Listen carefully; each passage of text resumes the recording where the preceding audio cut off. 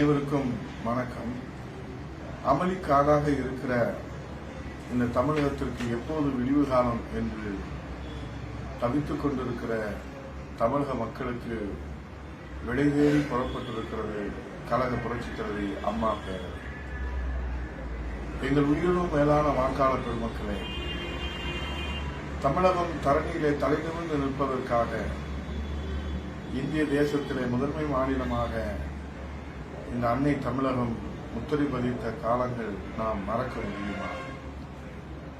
அதற்காக தங்களை அர்ப்பணித்த தலைவர்கள் பாரத ரத்னா புரட்சித் தலைவர் எம்ஜிஆர் அவர்களும், தமிழகுலசாமி இதயதெய்வம் புரட்சித் தலைவி அம்மா அவர்களுடைய தியாகத்தை நாம் மறைக்கவும் முடியாது, மறுக்கவும் முடியாது.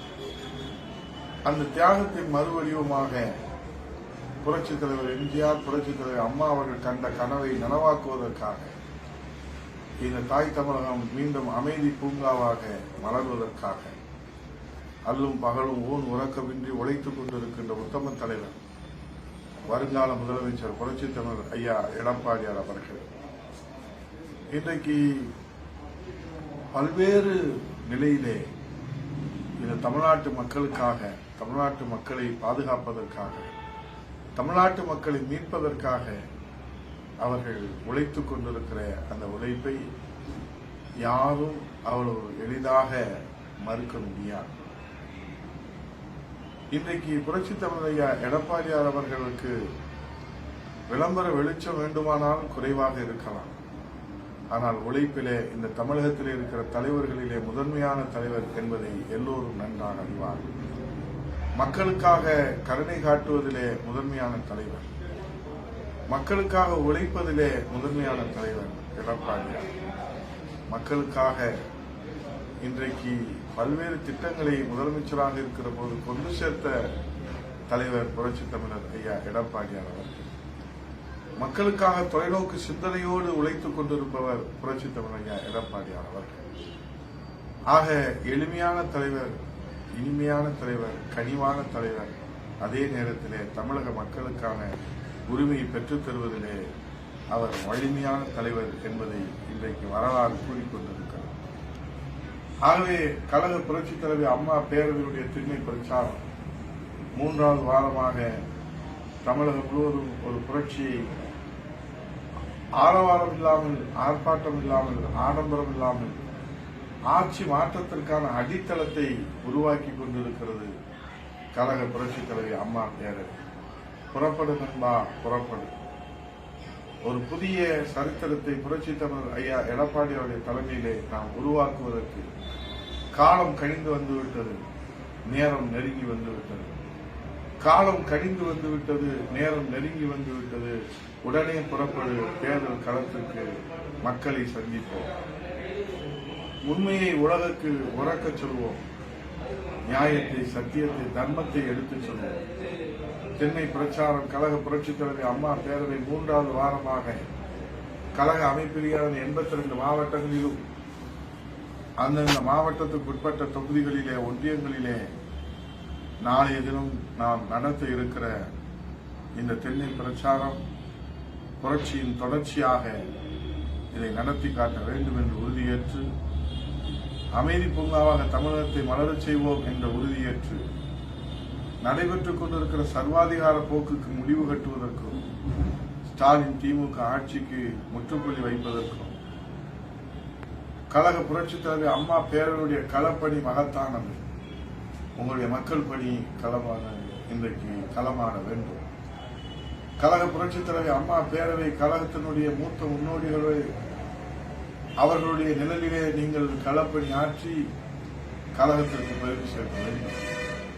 ஆகவே புரட்சித் தலைவர் ஐயா எடப்பாடியுடைய தலைமையிலே மீண்டும் மக்களாட்சிக்கு மகுடம் சூட்டி புதிய வெற்றி சரித்திரத்தை படைத்திட புறப்படு தோழா, புறப்படு நண்பா. இதோ காலம் கழிந்து வந்துவிட்டது, நேரம் நெருங்கி வந்துவிட்டது.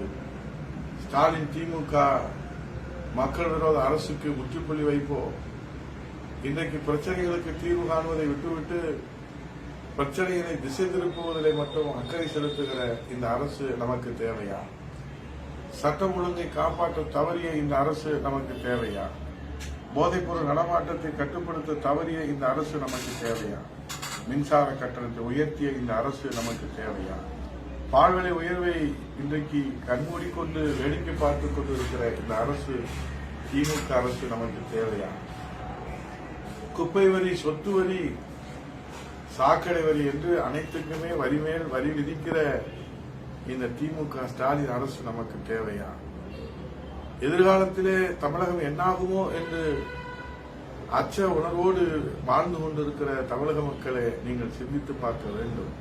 வாக்காளர் பெருமக்களே, எங்கள் உயிரினும் மேலான தமிழக வாக்காளர் பெருமக்களே, நீங்கள் சிந்திக்க வேண்டிய நேரம் இது. தமிழகத்தை பேராபத்து சூழ்ந்திருக்கிறது. இன்றைக்கு எங்கு பார்த்தாலும் கொலை, கொள்ளை, கற்பழிப்பு, விலைவாசி உயர்வு, கட்டுமான பொருட்களின் விலை உயர்வு, உணவுப் பொருட்களின் விலை உயர்வு, சட்டம் ஒழுங்கு சந்தி சிரித்துக் கொண்டிருக்கிறது. திட்டங்களை நிறைவேற்றுவதற்கு நிர்வாக திறமை இல்லாத திமுக அரசு, அம்மா அரசு கொண்டு வந்து மக்களிடத்திலே வரவேற்பை பெற்ற திட்டங்களை முடக்குகிற அரசு, புரட்சி தமிழக எடப்பாடியார் அவர்கள் கொண்டு வந்த திட்டங்களை அரசியல் கால்புரட்சியோடு முடக்குகிற அரசு. இதற்கு முடிவு கட்ட வேண்டாமா? இந்த அரசு வீட்டுக்கு அனுப்ப நேரம் நெருங்கிவிட்டது, காலம் கனிந்து விட்டது. ஆகவே புறப்படுத்தோலா, புதிய வெற்றி சரித்திரத்தை புரட்சி தமிழக எடப்பாடியார் தலைமையிலே நாம் மலரச் செய்ய வேண்டும். ஆகவே இந்த அரசு பிரச்சனைகளுக்கு தீர்வு காண்பதிலே அக்கறை செலுத்தவில்லை. பிரச்சனை திசை திருப்புவதிலே தான் அவர்கள் இன்றைக்கு கவனம் செலுத்தி தங்களை தற்காத்துக் கொள்கிறார். இந்த நிலை நீடித்தால் தமிழகம் இன்றைக்கு கடனிலே இந்தியாவிலே முதல் மாநிலம். எங்கே போகிறது தமிழகம்? ஆகவே மன்னராட்சி என்கிற பேராபத்து தமிழகத்தை சூழ்ந்திருக்கிறது. அதிலிருந்து மீட்டெடுக்க புரட்சி தமிழக எடப்பாடியார் தலைமையிலே மக்களாட்சி மலரச் செய்கிற உறுதியேற்போம். புறப்படு தோழா, புதிய வெற்றி சரித்திரம் படைப்போம். புறப்படு நண்பா, புறப்படு கழக தொண்டர் புரட்சி தமிழர் ஐயா எடப்பாடியாருடைய விசுவாச தொண்டர்களே, அம்மா பேரவை தொண்டர்களே, களத்திற்கு புறப்படுங்கள். வெற்றி வாகை சூடுவோம். வெற்றி நமக்காக காத்திருக்கிறது.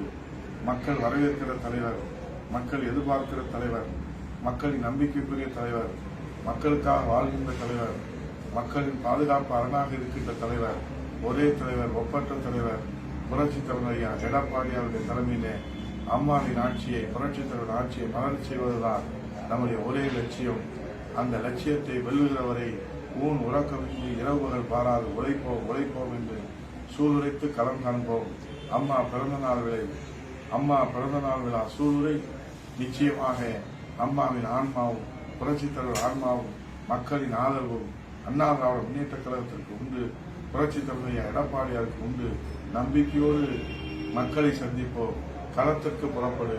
வெற்றி நமதே, நாடு நமதே. நன்றி, வணக்கம்.